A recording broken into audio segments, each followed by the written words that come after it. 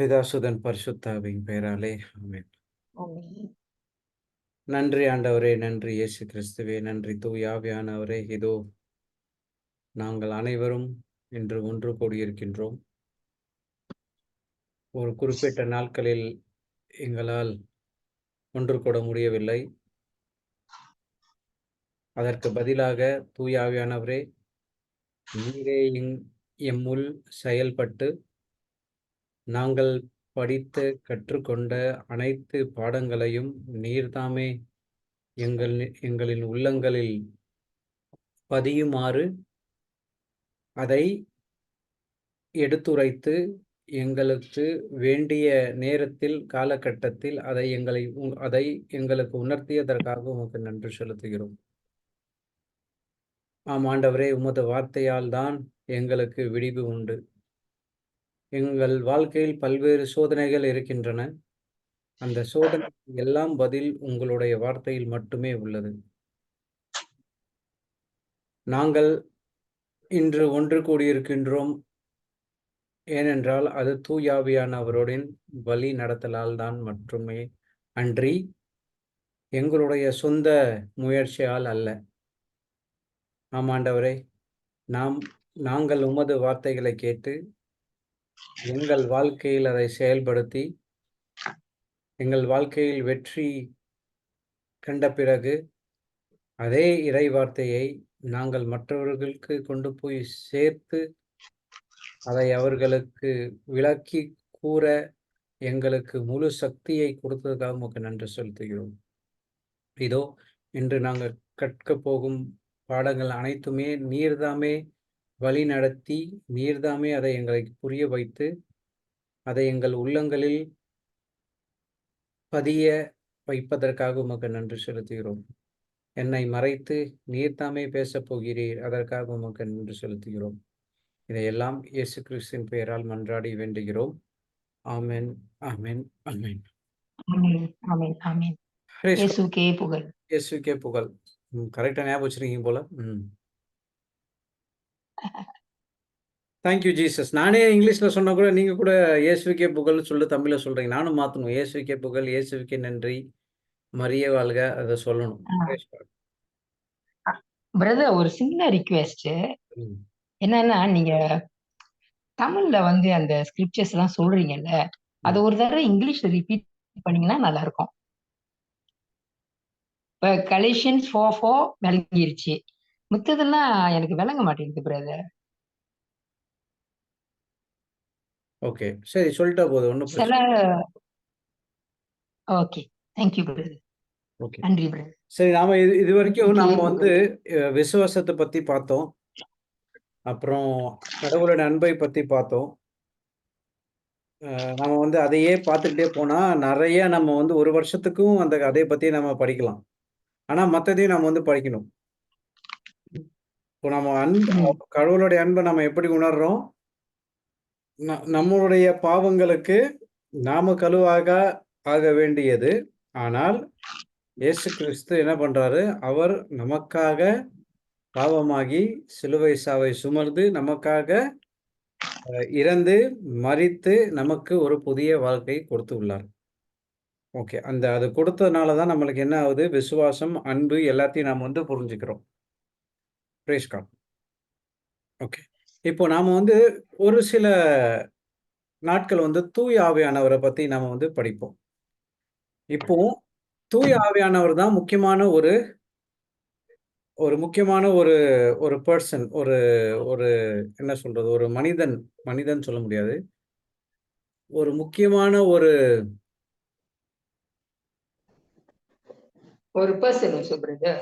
அதத்தானே person. ஒரு பெர்சன்னு consider பண்ணணும். அதாவது கிறிஸ்துவ வாழ்க்கையில 3 வரையா பிரிக்கலாம். ஒண்ணு பழைய ஏற்பாட்டுல பிதாவாகிய ஆண்டவர் இருக்கிறாரு. புதிய ஏற்பாட்டுல பார்த்தோம்னா, இயேசு கிறிஸ்து இருக்கிறார். இயேசு கிறிஸ்து மரித்த பிறகு அன்னைய காலத்துல இருந்து இப்போது வரைக்கும் இன்னும் எவ்வளோ ஆண்டு காலமோ, எவ்வளோ அ 1000 வருடங்களோ, 2000 வருடங்களோ, எவ்வளோ வருடம் போப்போது நம்மளுக்கு தெரியாது. இவ்வளவு வருடங்களுக்கும் தூய ஆவியானவர் நமக்கு வழி நடத்துகிறார். ஓகேவா? அதுதான் ஜான் 14:26 நினைக்கிறேன். ஒரு நிமிஷம்.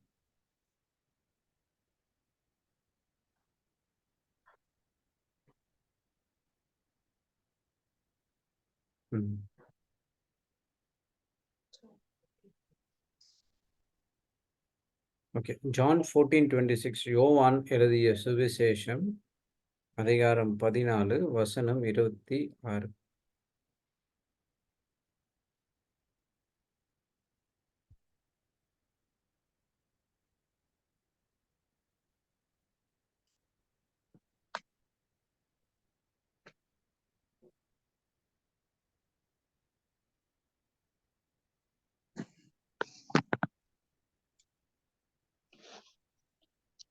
என் பெயரால் தந்தை அனுப்பப் போகிற தூய ஆவியாராம் துணையாளர் உங்களுக்கு அனைத்தையும் கற்றுத் தருவார்.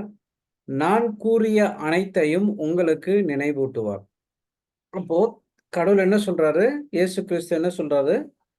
என் பெயரால் தந்தை உங்களுக்கு ஒரு துணையாளரை அனுப்புவார். அவர் யாருன்னா தூய ஆவியானவர்.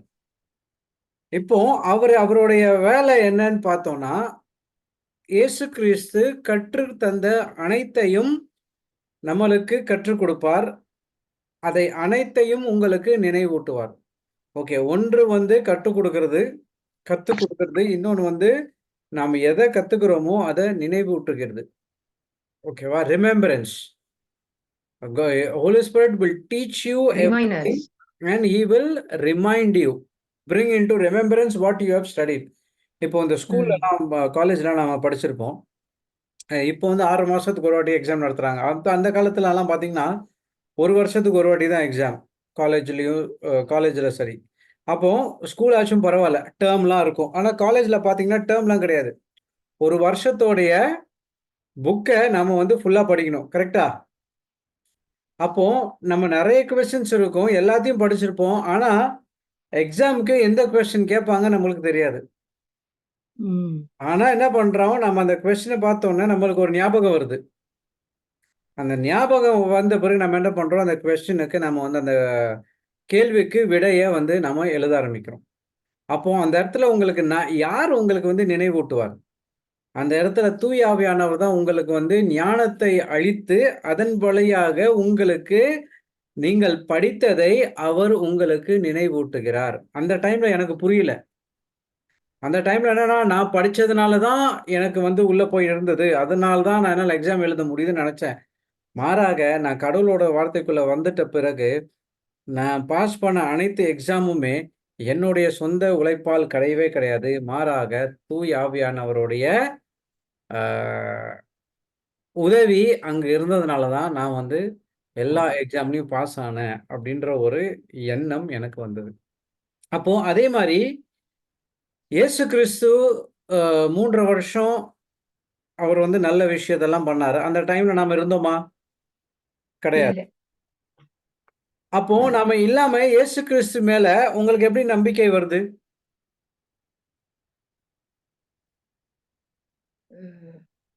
அந்த அவரோட நம்பிக்கை வேர்ட். கொடுக்க அதுதான் நம்பிக்கை அளிக்கும் தூய ஆவியானவர். உங்களுள் உங்களுக்கு இருக்கிறார் அப்படின்னு சொல்லிட்டு நான் ஏதோ இந்த ஒரு இடத்துல நான் படிச்சிருக்கேன். நம்பிக்கை அளிக்கும் தூய ஆவியானவர். தூய ஆவியானவர் வழியாக அவருடைய விஸ்டம், அவருடைய ஞானம், அவருடைய அறிவுத்திறன், அப்புறம் அவருடைய அண்டர்ஸ்டாண்டிங் என்ன சொல்லலாம் தமிழ்ல? Price God. அண்டர்ஸ்டாண்டிங். ஞாபகப்படுத்துறது இல்ல. நான் புரிந்து கொள்றது, புரிந்து கொள்வது. புரிதல். Thank you. புரிதல்.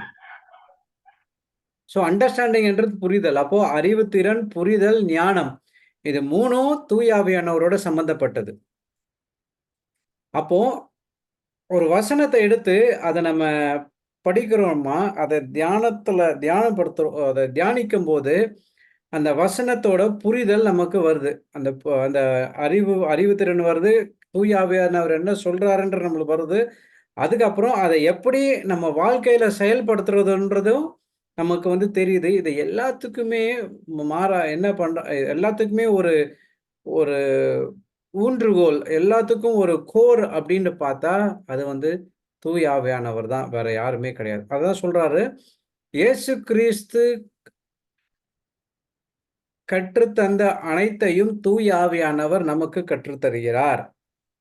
அது மட்டும் இல்லாமல், நாம எதை கற்றுக்கொண்டோமோ, அதை நமக்கு நினைவும் ஊட்டுகிறார். Price God. அப்போ இந்த தூய ஆவியானவர பத்தி நாம படிக்கிறதுன்னா, ரொம்ப ஒரு முக்கியமான முக்கியமான விஷயமா நம்ம வந்து க கருதப்படுகிறது. ஓகே. இந்த தூய ஆவியானவர்ன்றது யாரு? மூவொரு Spirit of the கடவுளில் Father, ஒருத்தர். Spirit of Jesus, the Holy Spirit. ஓகேவா? மூவொரு கடவுள்ல ஒருத்தர். அடுத்தது வந்து அவர் ஒரு அ ஒரு நபர் அப்படின்னு சொல்லலாம். He is a person. மனிதர்ன்னு சொல்ல முடியாது. அவர் ஒரு நபர்ன்னு சொல்லலாம். அப்புறம் பார்த்தீங்கன்னா, அவர் வந்து அவருடைய அ தோற்றம பார்த்தீங்கன்னா, எப்படி வருதுன்னா, ஒரு புறா வடிவுல வந்து யோவான் ஸ்நாபக அருளப்பர் சொல்லுவாரு. ஜான் த பேப்டிஸ்ட் சொல்லுவாரு. அதுக்கப்புறம் வந்து அ திரு அ அப்போஸ்தலர்கள் பணியில எல்லாரும் வந்து என்ன பண்ணுவாங்க, அந்த தூய ஆவியானவர் நாவு அதாவது நெருப்பு கொழும்பு போல ஒரு நாவு மாரி எல்லார் மேலயும் இறங்குறதை பார்த்தார்கள். இது ம். அப்புறம் வந்து நம்ம என்ன படிக்கிறோம், தூய ஆவியானவர் நமக்கு வந்து அறிவூட்டுகிறார், நினைவூட்டுகிறார், நம்மளுக்கு உதவி செய்கிறார், நமக்கு பக்கபலமாக இருக்கிறார், நமக்கு தேவையான நேரங்களிலாம் நமக்கு எல்லாத்தையும் கத்துக் கொடுக்கிறார். இதெல்லாம் வந்து அவருடைய செயல்பாடுகள். ம். முக்கியமா நம்ம என்ன தெரிஞ்சுக்கணும்னா, தூய ஆவியானவர் என் என்பவர் ஒரு நபர். அவர் யாரும் இல்ல. இயேசு கிறிஸ்து ஆவியின் வடிவில் நம் உள்ளங்களில் குடிகொள்கிறார். அதுதான் தூய ஆவியானவர். Praise God. Thank you Jesus. இப்போ அவர் எப்போ நம்ப அ ந நமக்குள்ள அ ஒன்று சேர்கிறார். அதாவது அ ஓகே. ம் 1 யோவான் 1 பீட்டர் 1 பேதுரு 1:23. Peter 1, Peter 21. 2:23. 1 Peter 2:23. ம். நீங்கள் அழியக்கூடிய வித்தினால் அல்ல, மாறாக உயிருள்ளதும் நிலைத்திருப்பதுமான அழியா வித்தாகிய கடவுளின் வார்த்தையால் புதுப்பிறப்பு அடைந்துள்ளீர்கள். இத வந்து நான் ரொம்ப முக்கியமா நம்ம ரொம்ப ஆழமா போல. நம்ம ஏற்கனவே இதெல்லாம் பார்த்திருக்கோம். ஸோ புதுப்பிறப்பு. கடவுளின் வார்த்தையால் நாம வந்து புதுப்பிறப்பு அடைந்துள்ளோம். அடைந்துள்ளீர்கள். அதாவது we have been born again. எப்படி நடக்குதுன்னா, நாம எப்போ இயேசு கிறிஸ்துவே ஆண்டவர் என உளமாற நம்பி வாயால அறிக்கையிடுறோமோ, அப்போ என்ன ஆகுதுன்னா, தூய ஆவியானவர் நம் உள்ளங்களில் குடிகொள்கிறார். நம்மளுடைய கடவுள் என்ன பண்றாரு, நம்மளுடைய பாவ சாயல எடுத்துட்டு, அந்த சமயத்துல என்ன பண்றாரு, நேர்மையாளர் ரைச்சியஸ் சாயல். நேர்மையாளர் என்ற குணத்தை நமக்கு இயேசு கிறிஸ்து மூலியமாக நமக்கு கொடுக்கிறார். எப்படி? நம்மளுடைய பாவங்களை எல்லாம் எடுத்து இயேசு கிறிஸ்துவின் சரீரத்தில் போட்டுட்டு, இயேசு கிறிஸ்து வச்சிருக்க அந்த நேர்மையாளரான ஒரு அந்த குண நலனை என்ன பண்றாங்க, நமக்கு ஒரு டிவைன் எக்ஸ்சேஞ்ச் தெய்வீக பரிமாற்றம் மூலியமாக நமக்கு செலுத்தப்படுகிறது. இது இது வந்து ஓல்ட் டெஸ்டமெண்ட்லயும் நடக்கும். ஆனா, ஓல்ட் டெஸ்டமெண்ட்ல என்னன்னா, அது வந்து ஒரு ஒரு ஒரு சர்டன் லிமிட் வரைக்கும் தான். ஒரு 1 வருஷமோ, 2 வருஷமோ அந்த மாரி தான். அதுக்கப்புறம் என்ன பண்ணணும், அவங்க திருப்பியும் வந்து அந்த காணிக்கை வந்து குடுக்கணும். இரத்த பலி குடுக்கணும். ஆனா, அதுதான் வந்து அனிமல் சாக்ரிஃபைஸ். ஆனா, இப்போ வந்து அனிமல் சாக்ரிஃபைஸ் கிடையாது. மாறாக ஒரு மனிதனுடைய பலி. அதாவது இயேசு கிறிஸ்துவின் பலியாக பலி மூலமாக நாம என்ன பண்றோம்? புதிய பிறப்பு அடைந்துள்ளோம். அப்போ இது வந்து அ 2000 வருஷத்துக்கு முன்னாடி சிலுவையில இந்த தெய்வீக பரிமாற்றம் நடக்குது. டிவைன் எக்ஸ்சேஞ்ச் அட் கிராஸ்ன்னு சொல்லுவாங்க. தெய்வீக பரிமாற்றம் நடக்குது. அப்போ இப்போ அது எப்படி நடக்குதுன்னு சொல்லும்போது, நாம வந்து விசுவாசத்தின் மூலியமாக நாம என்ன பண்றோம்? கடவுளுடைய வார்த்தையை எடுத்து, அதை தியானித்து, அதன்படி நடக்கும்போது நம்ம என்ன ஆகுறோம்? ஆவி அழியா வித்தாகிய கடவுளின் வார்த்தையால் நாம் புதுப்பிறப்பு அடைந்துள்ளோம். அப்படியே 2000 வருஷத்துக்கு முன்னாடி என்ன நடந்ததோ, அதை இப்ப கூட நம்மளுடைய விசுவாசத்தின் மூலியமாக அதை நம்மளால செயல்படுத்த முடியும். அதுக்கும் தூய ஆவியானவர் நமக்கு வழிவகுக்கிறார். அப்போ நம்ம எப்போ இந்த நேர்மையாளர் இல்ல ரைச்சஸ்னஸ் அப்படின்னு நம்ம எப்போ ஆகுறோமோ, அப்போ தூய ஆவியானவர் நமக்கு வருகிறார். அதுதான் 2 கொரிந்தியர் 5:21 சொல்றது. அதே மாதிரி ரோமர் 5:5 சொல்றது என்னன்னா, உங்களுக்கு அருள் தூய ஆவியானவர் அன்பை உங்கள் உள்ளங்களில் பொழிகிறார். அப்போ இதுதான் வந்து அந்த புதுப்பிறப்பு. இந்த புதுப்பிறப்பு அடைந்த பிறகு என்ன ஆகுது? நாம வந்து நேர்மையாளராக மாற்றப்படுகிறோம். நேர்மையாளராக மாற்றப்படுகிற போது நம் பாவங்களை எல்லாம் பாவ சாயல் எல்லாத்தையும் மானிடர் இதுல இருந்து இயேசு கிறிஸ்துக்கு மாற்றப்படுகிறது. உடனே நமக்கு வந்து தூய ஆவியானவர் நம் உள்ளங்களில் குடிகொள்கிறார். அவர் வரும்போது அவர் மட்டும் வரல, மாறாக கடவுளுடைய அகாப்பே லவ் அந்த பேரன்பை நமக்கு கொண்டு வந்து நம் உள்ளங்களில் ஊற்றுகிறார். அதன் மூலியமாக நம்மளுடைய விசுவாசம் செயல்படுகிறது. Praise God. அதுதான் வந்து 1 யோவான் 1 ஜான் 5:4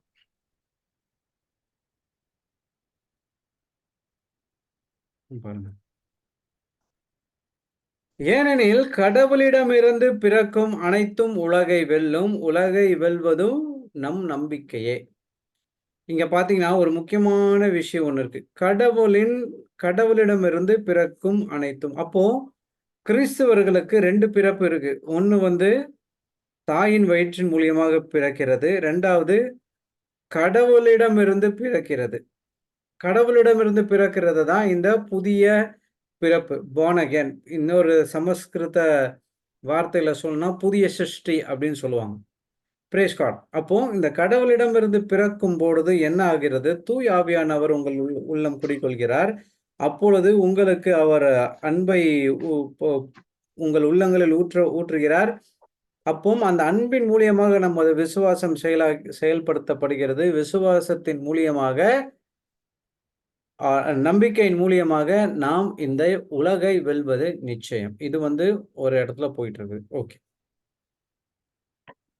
இப்போ எப்படி தூய ஆவியானவர் நமக்கு நம்ம உள்ளங்களில் வருகிறார் என்றதை வந்து நம்ம பார்த்துட்டோம். அடுத்த விஷயம் வந்த உடனே தூய ஆவியார் நம்ம உள்ளங்களில் வந்த உடனே அவர் என்ன செய்யறாரு?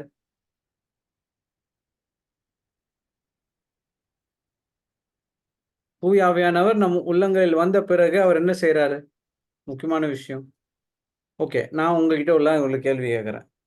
நாம் எல்லோரும் கடவுளின் பிள்ளைகளா? நாம் மட்டும் இல்லாம உலகத்தில் இருக்கிற அனைவரும் கடவுளின் பிள்ளைகளா?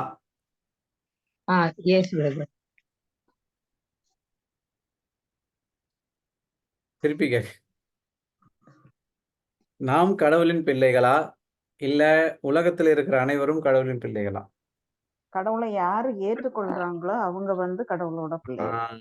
முக்கியமான விஷயம் சிஸ்டர் கிறிஸ்டினா, எல்லாரும் கடவுளுடைய பிள்ளைகள் கிடையாது. ஓகே, இப்போ நாம வந்து இயேசு கிறிஸ்துவை ஏற்றுக்கொள்கிறத பத்தி நாம சொன்னனா, வாயால அறிக்கை உளமாற நம்புறத பத்தி சொன்னனா, நம்ம என்ன உளமாற நம்பணும்? ஓகே, அதுல வந்து நம்ம முக்கியமான விஷயம் நம்ம வந்து நிறைய இடத்துல விட்டுறோம்.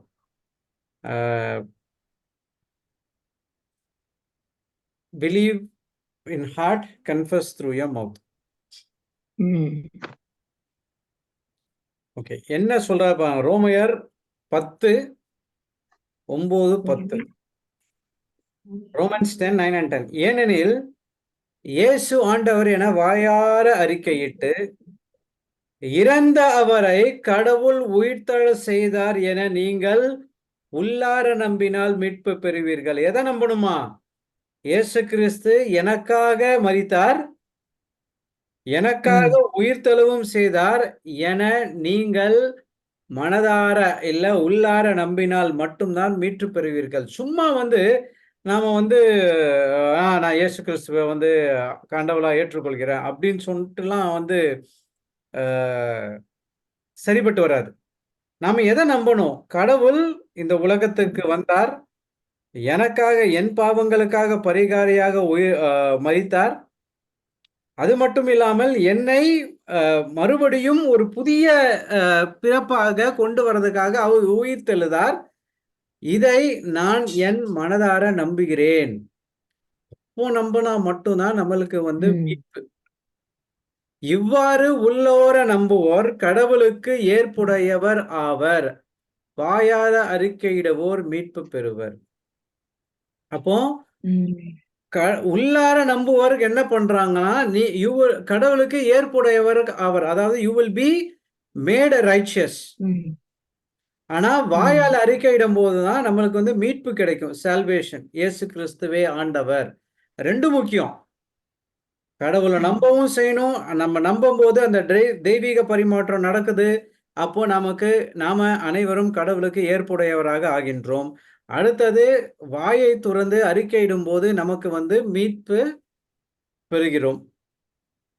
அப்போ அடுத்த வாட்டி நீங்க இயேசு கிறிஸ்துவை ஆண்டவரை நம்பினீங்கன்னா எதை நம்பணும்? அவர் இறந்து கடவுள் உயிர்த்தெழ செய்தார், அதை நான் நம்பி அதை வாயால் அறிக்கையிட்டாதான் நமக்கு மீட்பு. ஓகேவா? இப்போ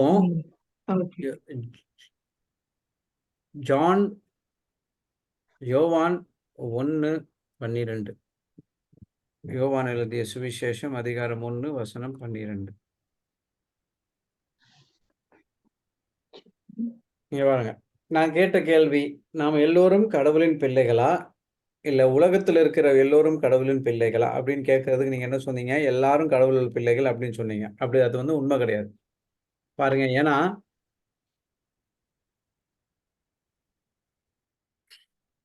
நீங்க பாருங்க, 11வது வசனத்துல சொல்லுது, அவர் தமக்கு உரியவர்களிடம் வந்தார். அவர் தமக்கு உரியவர்களிடம் வந்தார், அவருக்கு உரியவர்கள் அவரை ஏற்றுக்கொள்ளவில்லை.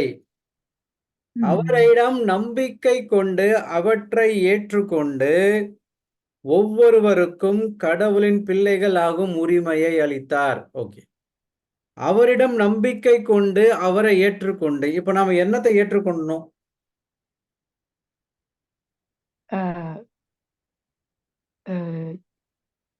இயேசு உங்களுக்காக மரித்தார், எனக்காக இறந்தார், எனக்காக மரித்தார், அதை என் மனதார உள்ளார நம்புகிறேன். அப்படி நீங்க ஏற்றுக்கொள்ளும் பொழுது கடவுள் என்ன பண்றாராம்? ஒவ்வொருவருக்கும் கடவுளின் பிள்ளைகளாகும் உரிமையை அளித்தார். இது இன்னும் முடியல. கடவுளின் பிள்ளைகள் ஆகும் உரிமையை அளித்தார். ஆனா இன்னும் பிள்ளைகள் ஆகல.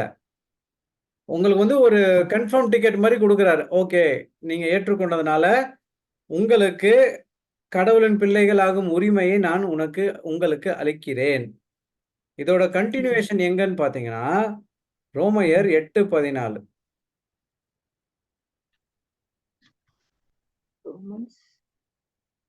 ரோமையர் 8:14. ரோமன்ஸ் 8:14. இங்க பாருங்க, கடவுளின் ஆவியால் இயக்கப்படுகிறவர்களே கடவுளின் மக்கள். இங்கிலீஷ்ல எப்படி வரணும்னா, those who are led by the Spirit of God are the children of God. அப்போ அவர் என்ன பண்றாரு?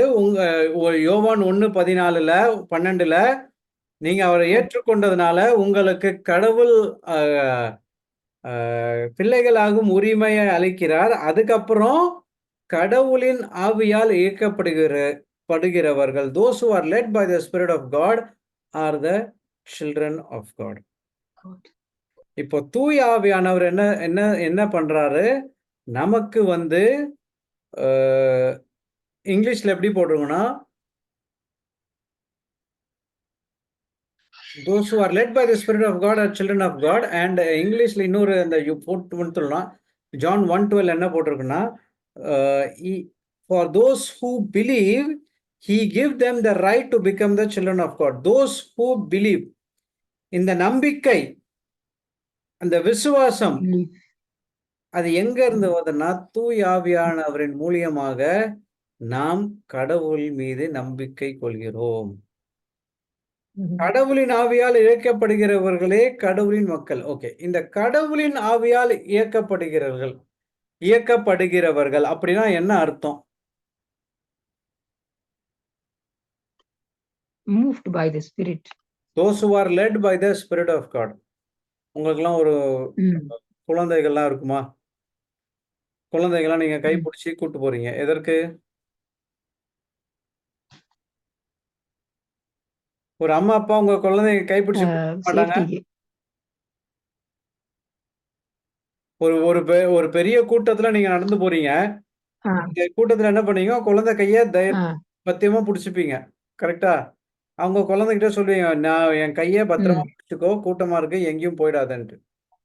அப்ப என்ன பண்ணுது? அந்த குழந்தை வந்து உங்க கைய புடிச்சுக்கிட்டு நீங்க எங்கெல்லாம் போறீங்களோ, அந்த இடத்துக்கு வருது. ஓகே. அப்போ அந்த குழந்தைக்கு ஏதாவது தெரியுமா? இங்க என்ன நடக்க போகுதுன்ட்டு? நாம ஏன் அப்பா, அம்மா நம்மள வந்து நம்ம கைய கெட்டியா புடிச்சுக்கிறாங்க, ஏன்னு தெரியுமா? அது அவ்வளவா தெரியாது. ஏன்னா, நமக்கு தான் தெரியும், அந்த கூட்டத்துல இந்த குழந்தை தொலைஞ்சதுன்னா கண்டுபிடிக்கிறது ரொம்ப கஷ்டம். ஓகேவா? அதே மாரி இங்க என்ன பண்றாரு? கடவுள் தூய ஆவியானவர் என்னும் துணையாளரை உங்களுக்கு கொடுக்கிறார். அவர் என்ன பண்ணுவாரு? அவர் வந்து உங்களை அவர் வந்து உங்களை இயக்கப்படுகிறவர். அவர் தான் உங்கள இயக்கப்படுகிறார். அவர் தான் உங்கள வந்து எல்லா இடத்துக்கும் கூட்டு போறார். Praise God. அப்போ நீங்க வந்து அவரின்படி செயல்பட்டால், நீங்க வந்து கடவுளின் மக்கள் ஆவீர்கள். அதுதான் நான் சொன்னேன். தூய ஆவியானவர் வந்து இயேசு கிறிஸ்துவும் கடவுளிடமிருந்து வருகிற ஒரு மனிதர். ஒரு நபர். தூய ஆவியானவரால் இயக்கப்படுகிறவர்கள் அப்படின்னா வேற யாருமே இல்ல. கடவுள் மூலியமாக கடவுள் கடவுள் தூய ஆவியானவர் மூலியமாக நமக்கு செயல்படுகிறார். நம் வழியாக செயல்படுகிறார். நமக்கு எது கரெக்ட், எது தப்புன்ட்டு ஒரு காலகட்டத்துல தெரியாம இருக்கும் பொழுது, தூய ஆவியானவர் தான் நமக்கு வந்து எல்லாத்தையும் கற்றுக் கொடுக்கிறார். புரியுதா? அப்போ ஒவ்வொரு காலகட்டத்திலும் நாம என்ன பண்ணணுமா? தூய ஆவியானவர்கிட்ட நாம வந்து ஒரு வேண்டுதல் வைக்கணும். அதாவது ஒரு இம்பார்ட்டன்ட் டிசிஷன் எடுக்கும்போது. ஏன்னா அவருக்கு தெரியும் இது கரெக்டா இல்லையான்ட்டு. ஃபார் எக்ஸாம்பிள், இப்போ இந்த யூத் ரெட்ரீட் ஒரு 2 வாரம் நடந்தது பெங்களூர்ல. அங்க வந்து நாங்க வந்து ப்ரீச் பண்ணிட்டு இருக்கும்போது நாங்க எல்லாமே இதை தான் சொன்னோம். உங்களுக்கு வந்து எந்த ஸ்கூல் இதுக்கப்புறம் வந்து காலேஜ் போகணும், எந்த கோர்ஸ் செலக்ட் பண்ணணும், மாஸ்டர்ஸ் எப்படி செலக்ட் பண்ணணும், அதெல்லாம் வந்து உங்களுக்கு வந்து தெரியாம போகலாம். ஆனா நீங்க என்ன பண்ணணும்னா, தூய ஆவியானவர்கிட்ட நீங்க வந்து கேளுங்க. அவர் உங்களுக்கு வந்து கரெக்ட்டா உங்களுக்கு வந்து சொல்லிக் கொடுப்பாரு. கரெக்ட்டா உங்கள வந்து லீட் பண்ணுவார். Praise God. அப்போ அங்க தூய ஆவியானவர் லீட் பண்ணும்போது என்னன்னா, அவர் வந்து அவரா தானா எதுவும் பேச மாட்டார். அவர் வந்து கடவுளும் இயேசு கிறிஸ்துவும் என்ன சொல்கிறார்களோ, அத அப்படியே நம்ம கிட்ட வந்து சொல்லுவார்.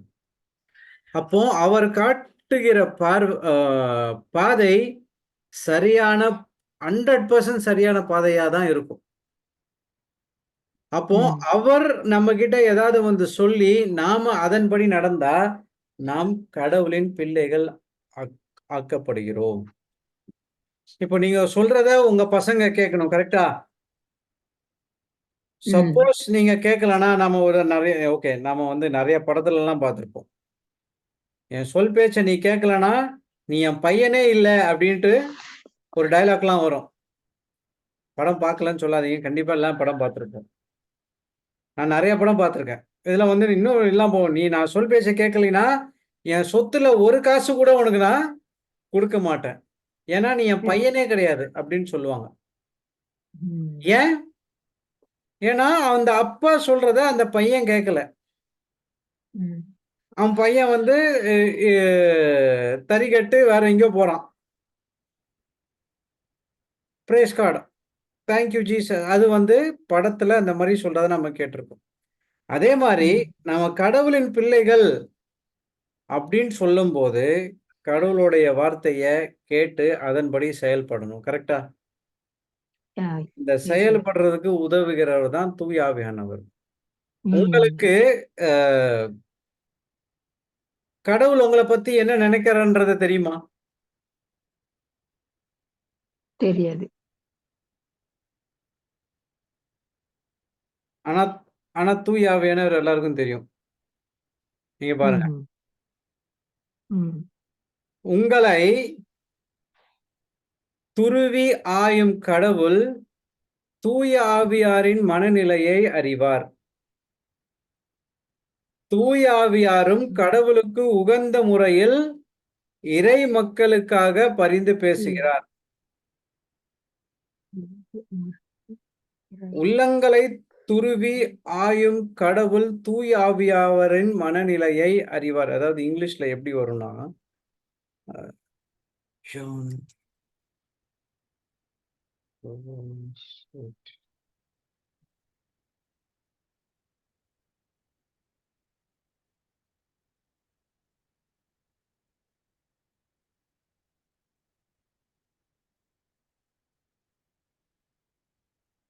இது இங்கிலீஷ் பைபிள் தெரியுதா? இல்லைங்க பிரதர். தமிழ் தான் இருக்கு. ஓகே. ஒரு நிமிஷம். பாருங்க ரோமன்ஸ் 8:27 என்ன போட்டிருக்கு பாருங்க. And he that searches the hearts knoweth what is in the mind of the Spirit, because he make intercession for the saints according to the will of God. Okay. அ இன்னொரு வசனம் கூட நாம் பார்க்கலாம். இன்னும் கொஞ்சம் தெளிவா இருக்கும். 1 கொரிந்தியர்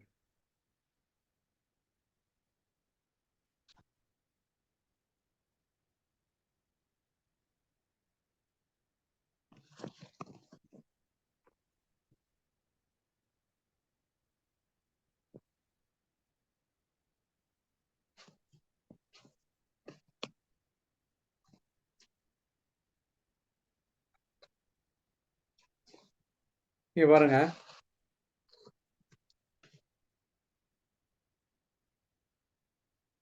ஓகே. 9லேருந்து படிப்போம். ஆனால் மறைநூலில் எழுதியுள்ளவாறு தம்மிடம் அன்பு கொள்கிறவர்களுக்கென்று கடவுள் ஏற்பாடு செய்தவை கண்ணுக்கு புலப்படவில்லை, செவிக்கு எட்டவில்லை, மனித உள்ளமும் அதை அறியவில்லை. அதுதான் நீங்க சொன்னீங்க. கடவுள் நமக்கு வந்து என்ன திட்டம் வச்சிருக்காருன்றது வந்து நம்மளுக்கு தெரியாது. கரெக்ட்டா? ஆனா, அவர் வச்சிருக்க திட்டம் நல்ல திட்டம் தான். அப்போ எப்படி நாம வந்து அந்த திட்டத்த அறியறது? அதுதான் அடுத்த வசனத்த சொல்றாரு பாருங்க. இதை கடவுள் தூய ஆவியாரின் வழியாக நமக்கு வெளிப்படுத்தினார். தூய ஆவியாரே அனைத்தையும் துருவி ஆய்கிறார். கடவுளின் ஆழ்ந்த எண்ணங்களையும் அறிகிறார். ம். மனிதர் உள்ளத்தில் இருப்பவதை அவருள்ளிருக்கும் மனமே இன்றி வேறு எவரும் அறிய முடியாது அன்றோ? அவ்வாறே கடவுள் உள்ளத்தில் இருப்பதை அவர் தம் ஆவியே அன்றி வேறு எவரும் அறியார். ம். அந்த அந்த வசனத்துக்கு கரெக்ட்டா மேட்ச் ஆகுதா? ரோமையர் 8:14க்கு? ம். தூய ஆவியாரால் இயக்கப்படுகிறவர்களே அ என்ன சொல்லலாம்? கடவுளின் பிள்ளைகள். அப்போ தூய ஆவியானவர் உங்கள இயக்குறார்ன்னா, அது எங்கருந்து வருதுன்னா, நீங்க சொல்றேன். நான் என்ன நெனச்சுட்டு இருக்கேன், நீங்க என்ன நெனச்சுட்டு இருக்கீங்க நம்ம 2 பேருக்கும் தெரியுமா? தெரியாது. ஆனா தூய தூய ஆவியானவருக்கு கண்டிப்பா தெரியும். தெரியும். ஓகேவா? அப்போ மனிதர் நான் என்ன நெனச்சிருக்கேன், நீங்க என்னைய பத்தி என்ன நெனச்சிருக்கீங்கன்றீங்கன்னு தெரியாத பட்சத்துல, கடவுளை பத்தி நாம எப்படி அறிய போறோம்? கடவுள் நமக்காக வைத்திருக்கும் திட்டத்தை நாம எப்படி அறிய போறோம்? அவர் ம். வைச்சிருக்க திட்டம் வந்து கண்ணுக்கு புலப்படாதவை, செவிக்கு எட்டவில்லை, மனித உள்ளமும் அதை அறியவில்லை. ஆனால் தூய ஆவியானவரின் வழியாக கடவுள் நமக்கு வெளிப்படுத்தினார். தூய ஆவியானவரே அனைத்தையும் துருவி ஆய்கிறார். கடவுளின் ஆழ்ந்த எண்ணங்களையும் அறிகிறார். அப்போ அவர் என்ன பண்றாரு? இப்ப எனக்காக கடவுள் என்ன வச்சிருக்காரோ, அந்த எண்ணத்தை அறிஞ்சு, ஆய்ந்து, அத வந்து எனக்கு வெளிப்படுத்துகிறார். அப்ப வெளிப்படுத்தும்போது, "ஓ! இதுதான் கடவுள் எனக்கு வச்சிருக்க திட்டமா?" அப்படின்னு சொல்ட்டு, நாம என்ன பண்றோம்? அந்த திட்டத்தின் வழியாக கடவுள் நமக்கு தூய ஆவியானவர் வழியாக கடவுள் நம்மை இயக்குகிறார். அப்போ அவர் சொல்றத கேட்க, கேட்க, கேட்க நாம என்ன ஆகுறோம்? கடவுளுடைய பிள்ளைகளா ஆகுறோம். உங்க குழந்தைங்களுக்கு எது நல்லது, கெட்டது உங்களுக்கு தெரியும்ல? உங்க குழந்தைகள் வந்து கேட்கறாங்க, "அம்மா எனக்கு பசிக்குது" அப்படின்னு கேட்டா நீங்க என்ன பண்ணுவீங்க? சாப்பாடு குடுப்போம். உடனே ஒரு தேள வெட்டி கையில குடுப்பீங்க. கரெக்ட்டா? இல்ல சாப்பாடு குடுப்போம். விருப்பமான அப்போ சாப்பாடு. அதுதான் கேட்டேன். அவங்க விருப்பமான சாப்பாட நீங்க வந்து செஞ்சு குடுப்பீங்க. ம். ஓகேவா? அப்போ நம்மள இயக்குகிற கடவுள் நமக்கு எப்படி தீங்கு செய்வார்? ம். பாவப்பட்ட நாமளே நம்ம குழந்தைங்களுக்கு ஒரு நல்ல உணவ குடுக்குறோம். அப்போ ம். நான் இந்த உலகத்தை படைத்து, அதில் நம்மையும் படைத்து, உலகத்தை ஆளும் தன்மையை நமக்கு கொடுத்து, அவ்ளோ செஞ்ச கடவுள் நமக்கு எப்படி கெட்டது செய்வார்? கெடுதல் செய்ய மாட்டார். அப்போ அவர் வழியாக இயக்கப்படுகிறவர் அனைவருமே கடவுளுடைய பிள்ளைகளால் ஆக்கப்படுகிறவர்கள். சாரி, ம். கடவுளுடைய பிள்ளைகள் என் என் என் அ என்னது? தூய ஆவியானவரால் இயக்கப்படுகிறவர்களே கடவுளின் பிள்ளைகள் அப்படின்னு சொல்லிட்டு பைபிள் வந்து சொல்லுது. ம். ஓகே. இப்போ இத பார்த்தீங்கன்னா, இந்த மாரியான ஒரு ஆசீர்வாதத்துக்குள்ள ஒரு அ தூய ஆவியானவர் இயக்கப்படுகிறவர் நமக்குள்ள வருகிறார். இதெல்லாம் வந்து பழைய ஏற்பாடுல அது கிடையாது. ஓகே. ம். பழைய ஏற்பாடுல கடவுளை வந்து எப்படி கூப்பிடுவாங்க தெரியுமா? யாவே. யாவே, யெகோவா, எல் ஷடாய், ஆபிரகாமின் கடவுள், யாக்கோபின் கடவுள், இஸ்ராயேலின் கடவுள் ம். அப்படிதான் கூப்பிடுவாங்க. ம். ஆனா, இந்த நியூ டெஸ்டமெண்ட் இயேசு கிறிஸ்து மரித்து உயிர் தெழுந்திட்ட பிறகு, அவர் வந்து என்ன சொல்றாரு? நாம எல்லாரும் கடவுள வந்து அப்படி கூப்பிட தேவையில்ல. அப்பா, பிதாவே என்று கூப்பிடுங்கள்ன்னு சொல்லிட்டு அவர் நமக்கு வந்து சொல்லிக் குடுக்குறார். ம். கரெக்ட்டா? இப்போ நாம எப்படி கடவுளின் பிள்ளைகள் ஆக்கப்படுகிறோம்? எப்படி நம்ம வந்து நம்பிக்கையின் மூலியமாக கடவுளின் பிள்ளைகள் ஆக்கப்படுகிறோம் என்றத பவுலடிகளார் கலாத்தியர் 4, 4லிருந்து 6ல வந்து சொல்லிக் குடுத்திருக்கார். கலேஷியன்ஸ் 4-6.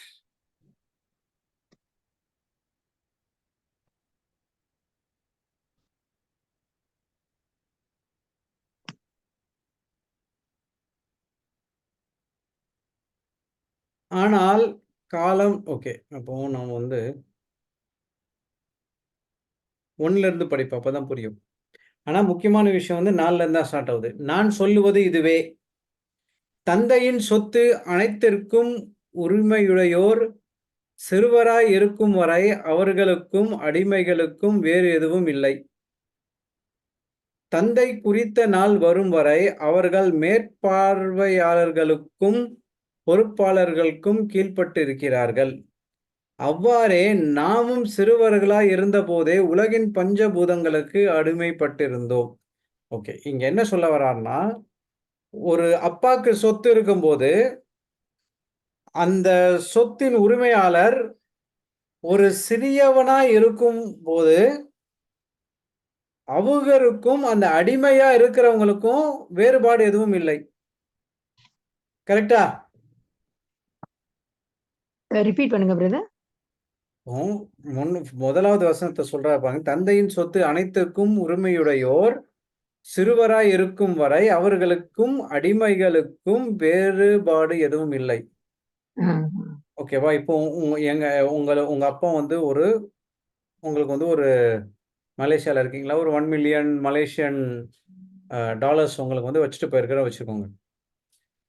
ஓகேவா? ஆனா உங்களுக்கு வந்து 15 வயசு தான் ஆகுது. ஃபார் எக்ஸாம்பிள் சொல்றேன். ஓகே, சந்தோஷப்பட்டுக்கோங்க. 15 வயசு தான் ஆகுது.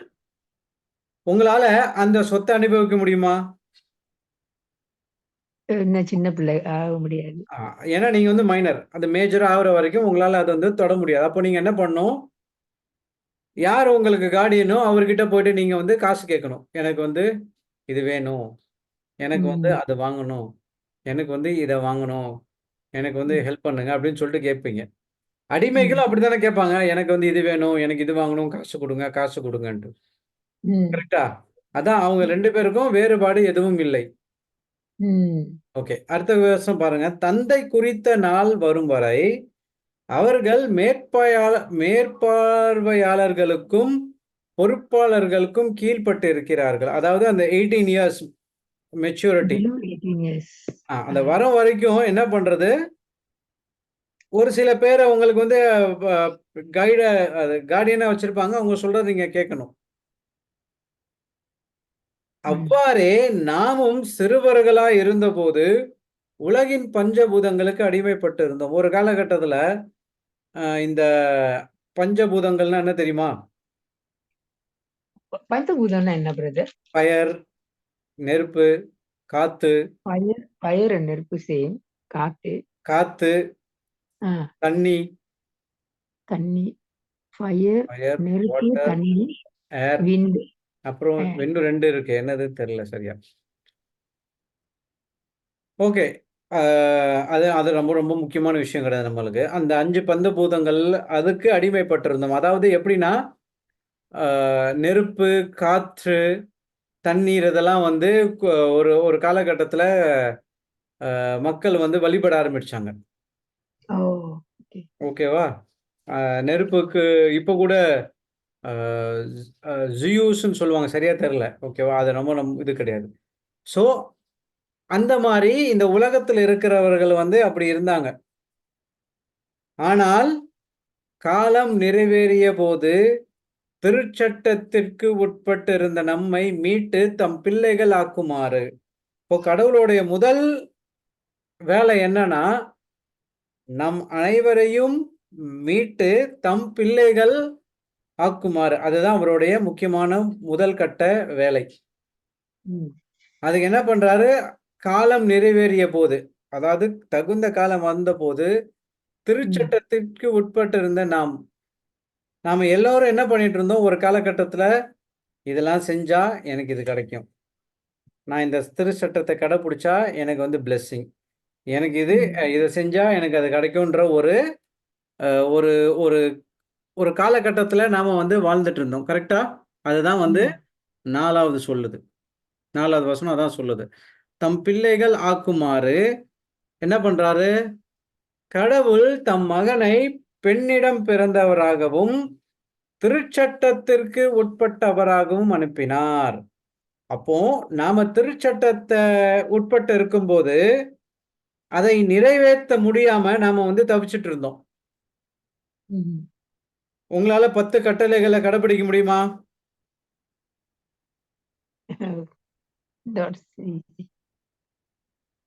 என்ன யோசிக்கிறீங்க? முடியும். சில நேரங்கள்ல முடியல. சில நேரங்கள்ல முடியும், சில நேரங்கள்ல முடியாது. பைபிள் என்ன சொல்லுது? நீங்க ஒன்ன தவறிட்டாலும் எல்லாத்துக்கும் நீங்க வந்து என்ன சொல்றது? You will be guilty of all. எல்லாத்துக்கும் நீங்க தகுந்தவர்கள் ஆகிறீர்கள். அதாவது என்னன்னா,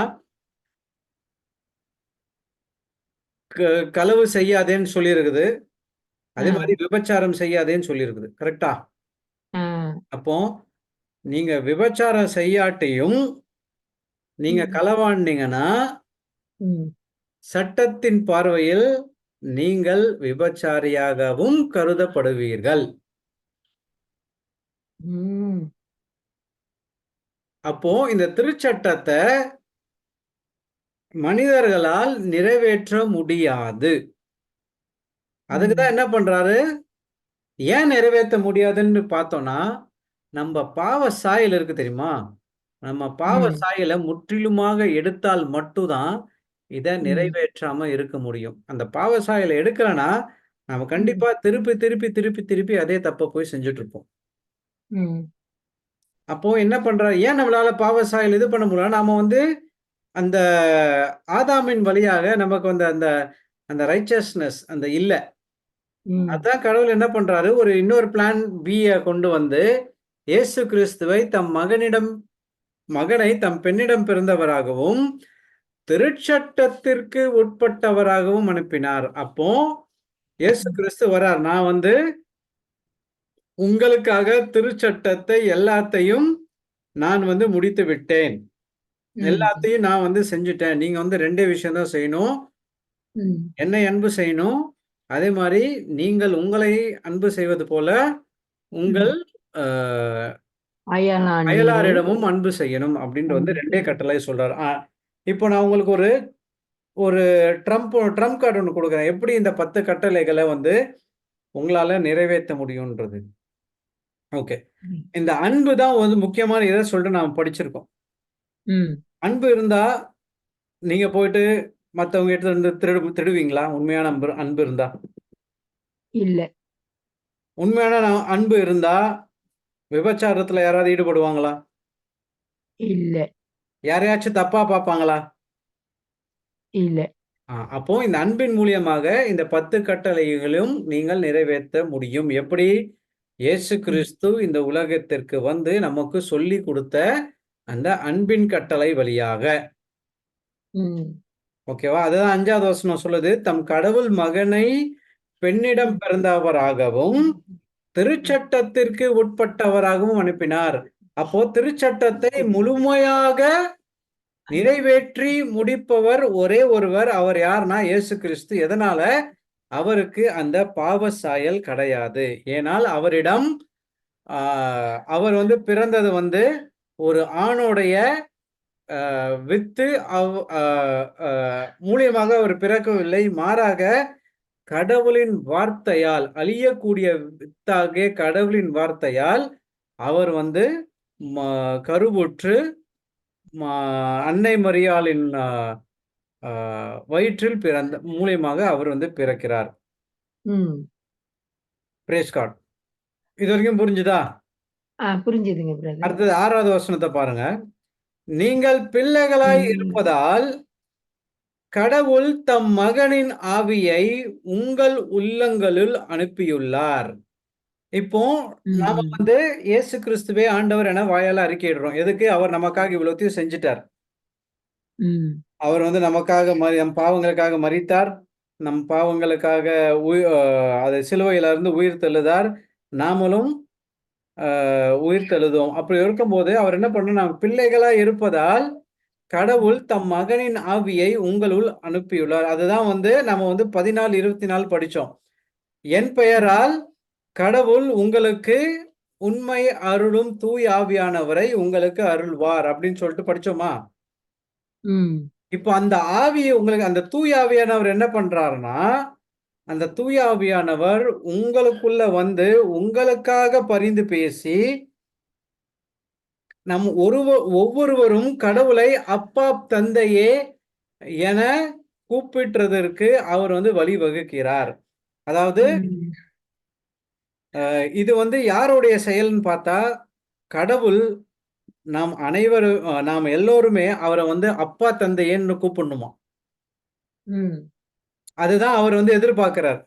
ஆனா அத வந்து நேரடியா நம்மளால பண்ண முடியாது. ஏன்னா இந்த அவரால பண்ண முடியாது. பாவ சாயல் இருக்கிறதுனால அவர் என்ன பண்றாரு?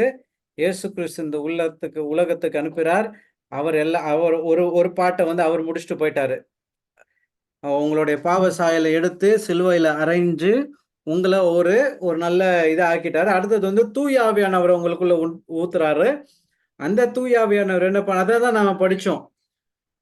கடவுளுடைய உள்ளத்துல எது இருக்கிறதோ தூய ஆவியானவர் அறிகிறார். நம் உள்ளங்களில் எது இருக்குதோ அதையும் தூய ஆவியானவர் அறிகிறார். ரெண்டுத்தையும் சேர்த்து நம்ம என்ன பண்றோம்? அப்பா தந்தையே, அதுதான் வந்து இயேசு கிறிஸ்து சொல்லி கொடுக்கிறார். நீங்க கடவுளிடம் வேண்டும் போது இவ்வாறு வேண்டுங்கள் என்ன சொல்றாரு? பரலோகத்தில் இருக்கிற எங்கள் தந்தையே, அப்பா பிதாவே, அன்பான ஆண்டவரே அப்படின்னு சொல்லிட்டு நாம இயேசு கிறிஸ்து அந்த பிதாவாகிய கடவுளை நாம வந்து ஒரு ரிலேஷன்ஷிப்ல நாம அப்பான்ட்டு கூப்பிடுறோம். அப்பா தந்தையே என கூப்பிடுகிறது. ஆகையால் இனி நீங்கள் அடிமைகள் அல்ல. அந்த 18 வயசு கிராஸ் ஆயிடுச்சு. இனி நீங்கள் அடிமைகள் அல்ல, பிள்ளைகள் தாம். பிள்ளைகளாகவும் உரிமை பேறு உடையவர்களாகவும் இருக்கிறீர்கள். இது கடவுளின் செயலே. இப்போ அப்பா தந்தையன்னு கூப்பிட்ட பிறகு என்ன பண்றோம்? நாம அடிமை இல்லை. இதுக்கு முன்னாடி பஞ்சபூதங்களுக்கு அடிமைப்பட்டு இருந்தோம். இயேசு கிறிஸ்துவின் மூலியமாக நம்மளை வந்து மீட்டு எடுத்துட்டாரு. இப்போ நாம யாருக்கும் அடிமை கிடையாது. நாம வந்து கடவுளை அப்பா பிதாவே என்று அழைக்கிறோம். அப்பா பிதாவே என்று அழைக்கும் போது கடவுளுக்கு என்னென்ன சொத்துலாம் இருக்குதோ அதற்கு உரிமை பேர் உடையவர்களாகவும் நாம வந்து ஆக்கப்படுகிறோம். இது அனைத்துமே கடவுளின் செயலே. இப்போ ஒரு பையன் அவங்க அப்பா ஒரு கார் வச்சிருந்தாருன்னா, அந்த பையன் காரை ஓட்டணும்னா என்ன பண்ணுவான்? காலில் விழுந்து கெஞ்சி மன்றாடுவானா? அப்பா கொடுங்க கொடுங்க கேட்பனா? இல்ல ஜஸ்ட் ஒரு இன்ஃபர்மேஷன், அப்பா நான் இந்த கார் எடுத்துட்டு போறேன் அப்படின்னு சொல்லிட்டு இன்ஃபர்மேஷன் பாஸ் பண்ணி எடுத்துட்டு போவானா? இன்ஃபர்மேஷன் பாஸ் பண்ணிட்டு எடுத்துட்டு போவான். அப்பா என்ன சொல்றாரு? வாமா பத்திரமா போயிட்டு வாப்பா அப்படின்னு சொல்லிட்டு அனுப்பி விடுவார். அதே மாதிரி நமக்கும் அப்பா தந்தையேன்னு கூப்பிடும்போது தந்தைக்கு என்னெல்லாம் இருக்குதோ அவருக்கு அவர் என்னென்னலாம் அவர் நமக்காக கொடுத்துருக்காரோ அதை வந்து நாம ஆட்டோமேட்டிக்கா எடுக்கணுமா? ஒரு இன்ஃபர்மேஷன் எனக்கு போயிட்டு கடவுளே கொடுங்க கொடுங்க கேட்கக்கூடாது. கடவுளே இதை நீங்க கொடுத்துட்டீங்க, இதை நான் பெற்றுக்கொண்டேன் என்று நம்பிக்கையின் வாயிலாக நீங்கள் பெற்றுக்கொள்ள வேண்டும். அதுவும் தூய ஆவியானவரின் செயலே. Praise the Lord. அப்போ உரிமை பேர் உடையவர்களாகவும் இருக்கிறீர்கள். இது கடவுளின் செயலை. இப்ப பாத்தீங்கன்னா இது எல்லாத்துக்குமே ஒரு முக்கியமான ஒரு மைய இது எதுன்னு பார்த்தா கடவுளின் செயல். அப்போ இவ்வளோ விஷயம் நடந்திருக்கு. அதாவது இந்த யோவான் 1:12, ரோமையர் 8:14, அப்புறம் கலாத்தியர் 4:4ல இருந்து 7 வரைக்கும் இது எல்லாமே கடவுளுடைய செயல்னு சொல்லிட்டு நாம வந்து பார்க்கணும். அப்போ கடவுள் என்ன பண்றாருன்னா நம்மளை எல்லாரையுமே வந்து அவருடைய பிள்ளைகள் ஆக்குமாறு ஒரு டிசிஷன் எடுக்கிறார். அது மட்டும் இல்லாம உரிமை பேறு உடையவர்களாகவும் ஒரு டிசிஷன் எடுக்கிறார். இதுக்கு எல்லாத்துக்கும் யார் ஒரு ஹெல்ப் பண்றாருன்னு பாத்தீங்கன்னா தூய ஆவியானவர். ஏன்னா இயேசு கிறிஸ்து அவருடைய வேலையை முடிச்சுட்டு போயிட்டார். அவருடைய வேலை என்ன? பாவ சாயல உங்களிடம் எடுத்து கடவுளுக்கு ஏற்புடையவர் என்ற சாயலை உங்ககிட்ட கொடுத்துட்டு அவர் உங்களுக்காக பரிந்து பேசுறதுக்காக கடவுளுடைய வலப்பக்கத்தில் உட்கார்ந்துட்டு இருக்கார். ஓகேவா? இதுக்கப்புறம் கடவுள் என்ன பண்றாரு? அடுத்த கட்ட இதுக்காக தூய ஆவியானவர் அனுப்புறார். தூய ஆவியானவர் வந்து நமக்கு கடவுள் என்னென்னலாம் சொன்னாரோ, என்னென்னலாம் செஞ்சாரோ நமக்கு திருவிவிலியத்தின் மூலியமாக நமக்கு அதை வந்து தூய ஆவியானவர் அப்படியே ஒரு பிக்சர் போட்டு காட்டுறாரு. இதுதான் நடந்தது, இதுதான் நடந்தது. இப்போ நம்பிக்கை கொள்ள வேண்டியது உன்னோட பொறுப்பு. நீ நம்பிக்கை கொள்கிறாயா? மற்றதெல்லாம் நான் பார்த்துக்கிறேன் வந்து தூய ஆவியானவர் உங்ககிட்ட சொல்றாரு. அப்போ நீங்க வாயை திறந்து ஆம் நான் நம்புகிறேன் அப்படின்னு சொல்லும் போது எல்லாமே நடக்குது. இது எல்லாமே கடவுளின் செயலே. Praise God. Thank you Jesus. Hallelujah. புரியுதா? புரியுதுங்க பிரதர். ஓகே, இன்னைக்கு இதோட முடிச்சுப்போம். நாளைக்கு நம்ம இதையும் இதே டாபிக்கை திருப்பி நம்ம வந்து கண்டினியூ பண்ணுவோம். இன்னும் ஒரு எக்ஸாம்பிள்ஸ், விவிலிய எக்ஸாம்பிள்ஸ் எடுத்துக்காட்டின் மூலியமாக எப்படி தூய ஆவியானவர் நம் உள்ளங்களில் பொழியப்பட்டு அவர் எப்படி நம்மை வழி நடத்துவார், எப்படி நம்மை வழி நடத்துகிறார் என்றதை வந்து நாம கொஞ்சம் டீட்டெயில்டா நாம பார்ப்போம். இப்போ நாம் எல்லாரும் கடவுளின் பிள்ளைகள். கடவுளின் பிள்ளைகள்னா தூய ஆவியானவர் சொல்றதை நாம வந்து கேட்கணும். ம். தூய ஆவியானவர் சொல்றதை கேட்கணும்னா நம்ம என்ன பண்ணணும்னா அவருடைய அந்த ரிலேஷன்ஷிப் உறவை நாம வந்து மேம்படுத்த ஆரம்பிக்கணும். We need to build the relationship with the Holy Spirit to receive everything from God. எதையுமே கடவுள் உங்களுக்கு கொடுக்கணும்னு நினைச்சா தூய ஆவியானவர் மூலியமாக தான் எல்லாத்தையும் கொடுப்பார். ஓகேவா? அதான் என்ன சொல்றாரு, தூய ஆவியானவர்களுக்கு ஒரு இம்பார்ட்டன்ட் ஒரு ரோலை வந்து கடவுள் வந்து கொடுத்திருக்காரு. Thank you Jesus. ஹல்லேலூயா. நன்றி இயேசுவே. இயேசுவுக்கே புகழ். புகழ். மரியே வாழ்க. ஓகே.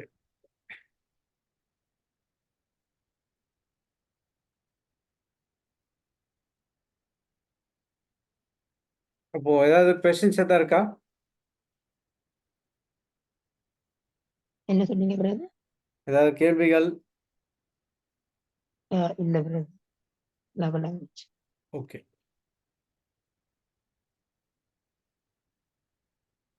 ஸோ யாராவது நன்றி ஜெபம் செய்றீங்களா?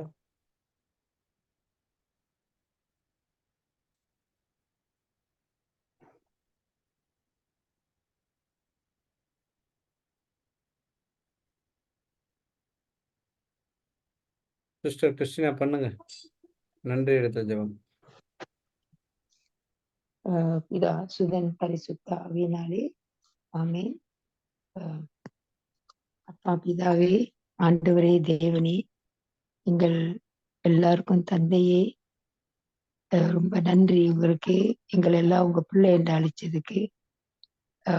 உங்களால நாங்க நிறைய ஆசீர்வாதங்கள் பெற்று இருக்கோம், இன்னமும் பெறுவோம். ஏன்னா நீங்க உங்களை தூய ஆவியை எங்களுக்கு அளித்திருக்கிறீர். அந்த தூய ஆவியின் எங்களோட இருக்கிறதுனால நாங்கள் நிறைய நிறைய நன்மைகள்லாம் எங்களுக்கு வருது. அவரு எங்களோட இருந்து எங்களுக்கு சொல்றது எங்களுக்கு உதவி செய்யறார். நாங்க கேட்கறது உதவி செய்யறார். அதனால எங்களுக்கு எப்போதும் அவருடைய உதவி எங்களுக்கு இருக்கு. அதன்படி நாங்களும் செயல்படுத்துறோம். தூய ஆவியினால நாங்க இனிமேலும் எங்களுக்கு இன்னும் நன்மைகள் தான் வரும். ஏன்னா அப்பா பிதா அறிவித்திருக்கிறார். அதன்படி வாழ எங்களுக்கு அருள் புரியும் ஆண்டவரே. எங்களோட தூய ஆவி என்றென்றும் இருக்கணும் என்று நாங்கள் கேட்கிறோம். ஏன்னா அவர் எங்களோட தான் இருக்கிறார். அவரோட நன்மைகளுக்காக அவருக்கு நன்றி, அப்பாவுக்கு நன்றி, மகனுக்கு நன்றி, தூய ஆவியருக்கும் நன்றி. Amen. Amen, amen, amen. Praise God. Thank you Jesus. Okay, திருப்பி நாளைக்கு நம்ம 6 மணிக்கு பார்ப்போம். Okay, God bless you. Praise the Lord, brother. God bless you. Thank you, Jesus.